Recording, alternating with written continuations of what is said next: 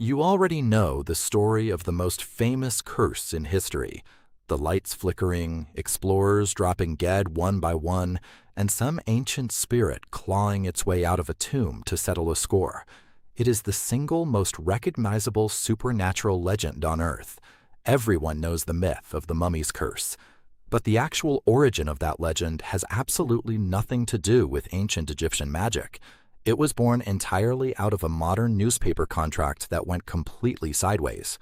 The real events involve a pet canary, a snake, and a massive group of very angry journalists who were desperate to keep their jobs. Which raises the question, how did a petty media business dispute successfully manufacture a 3,000-year-old ghost story that the entire world still buys into a century later? Let's go back to 1922. The world had just crawled its way out of a devastating global war and a brutal pandemic. People were starving for a distraction, something awe-inspiring to believe in. Right on cue, an archaeologist named Howard Carter finally unearths the entrance to King Tutankhamun's tomb after years of digging in the sand for basically nothing. This was the discovery of the century, a perfectly intact royal burial chamber packed with gold, artifacts, and history that had been untouched for millennia. But there was a massive catch. Carter's patron, Lord Carnarvon, needed to fund the dig, so he sold the exclusive reporting rights to exactly one outlet, the Times of London. That meant hundreds of rival journalists were physically locked out of the site. They had zero access, zero quotes, and absolutely nothing to report. Meanwhile, their editors back home were still demanding a front-page story, and failing to deliver simply wasn't an option. By completely monopolizing the facts, Carnarvon created an artificial information drought. Locked out of the real story, those desperate reporters decided to invent their own drama.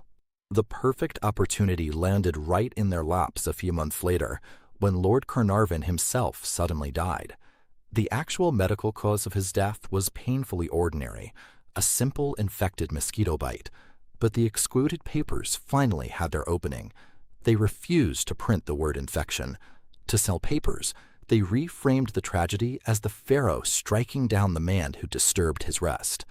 That single editorial decision activated a massive wave of confirmation bias. The curse was now the default lens for the entire media apparatus. Suddenly, any dig site visitor with a simple stomach bug or twisted ankle was eagerly reported as another victim of the mummy's wrath. They even weaponized Carter's personal life. On the day the tomb was opened, a cobra got into his house and killed his pet canary. Since the cobra represents Egyptian royalty, the press gleefully reported this as a literal warning from the gods. What they conveniently left out was that Howard Carter, the man who actually breached the tomb, went on to live another 17 years. For a vengeful spirit, that is an embarrassingly slow reaction time. So if there was no supernatural force at work, we have to look at the actual science of what was making people sick down there.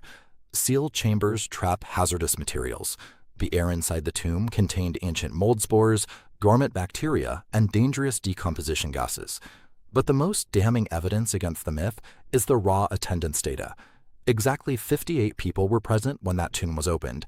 If you track those individuals over the next 10 years, only 8 of them died. 8 deaths out of 58 people over a decade isn't a curse. In the 1920s, a time when antibiotics didn't even exist yet, that is just a perfectly normal mortality rate for a group of that age.